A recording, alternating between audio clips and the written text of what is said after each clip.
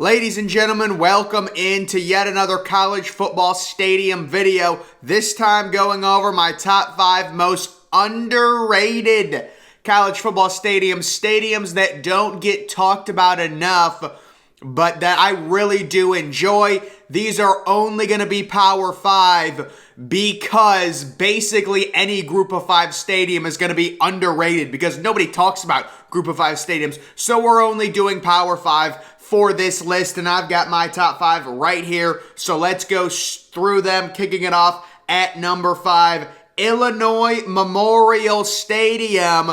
This one is it just looks really cozy to me, and I love the brick exterior of it. Whenever Illinois plays home games, I don't know if it's the way the sun reflects off the grass, it just seems like such a clean stadium. In my opinion, it is very small, but that's probably a good thing because even if Illinois gets good, they're never going to really draw that many people. And if Illinois does ever get good, they will routinely sell Memorial Stadium out. Overall, the place, it just matches a great college vibe, in my opinion. Really good college town overall. So this stadium for me comes in at number 5. Under the radar, not talked about, but it's a place that whenever I watch games there, I'm impressed by the way it looks. Just my opinion. Memorial Stadium, Illinois. It comes in at number 5. Moving down to number 4, it's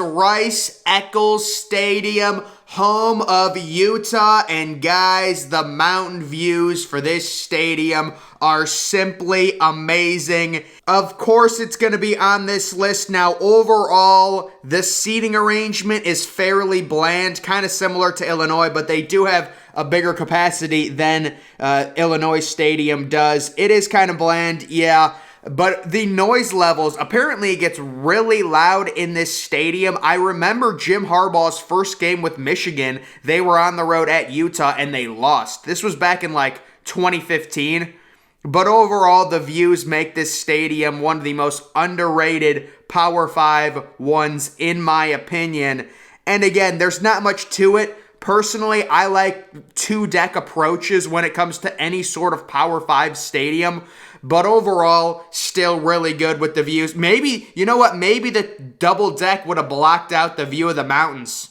It would have at least a little bit. So maybe that's why they didn't do it. Either way, it comes in at number 4 on my list. Moving down to number 3, it is Nebraska Memorial Stadium. How many Memorial Stadiums are there in college football? There's got to be like 5. But everyone talks about Nebraska and how great their fan base is, and I do think it is pound for pound the best fan base in college football.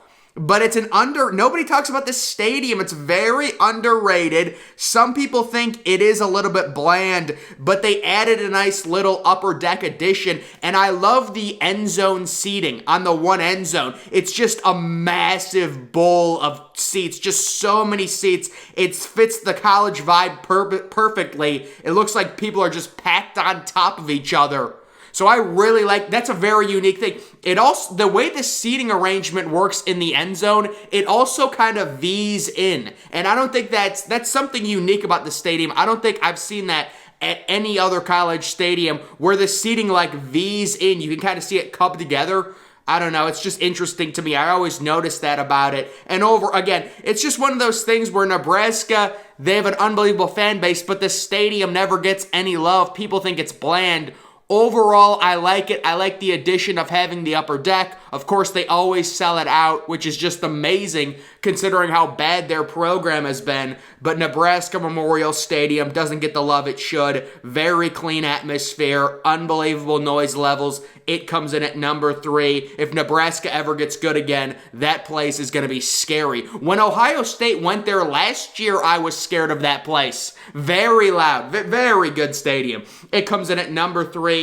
Moving down to number 2 on my most underrated stadiums list, it's Boone Pickens Stadium, home of Oklahoma State. Now, this recently went under a pretty extensive renovation where they added a bunch of suites. I don't know, this is just one of those stadiums that fits the vibe of the team so freaking well.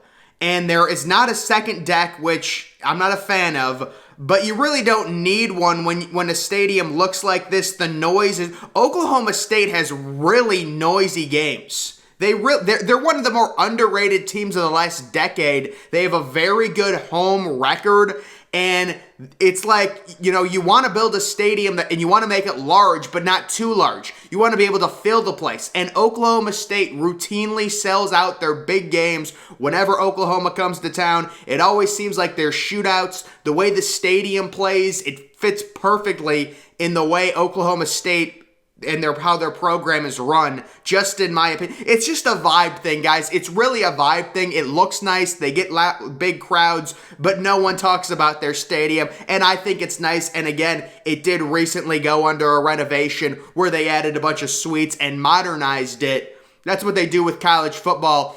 9 times out of 10, instead of building a brand new stadium, they'll just put it under a multi-million-dollar renovation, sometimes $100 million renovation, $200 million at some points. They've done it with several Big Ten stadiums, and they've done it with Boone Pickens Stadium as well. So it is number 2 on my list, but moving to number 1, one of the most unique Power 5 stadiums in college football, Sun Devil Stadium, which is basically built into the side of a mountain.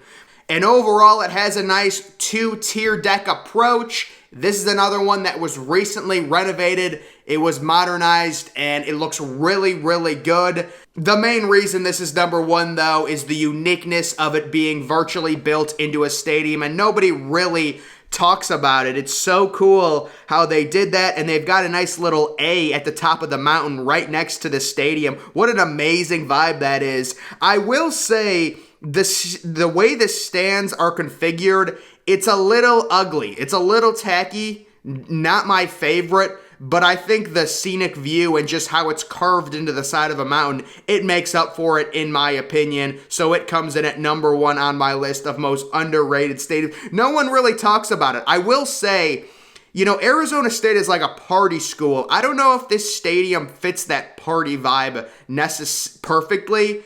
The location is just amazing, but just the way the stadium's designed, I would have probably chopped some of the seats off and made, like, I don't know, social areas or something. I think that's the next big thing of college football stadiums. You're going to see less seats in some of these campuses and more social areas for kids to get drunk and stuff. You got to get the kid, the more drunk the kids get, the more loud they're going to be.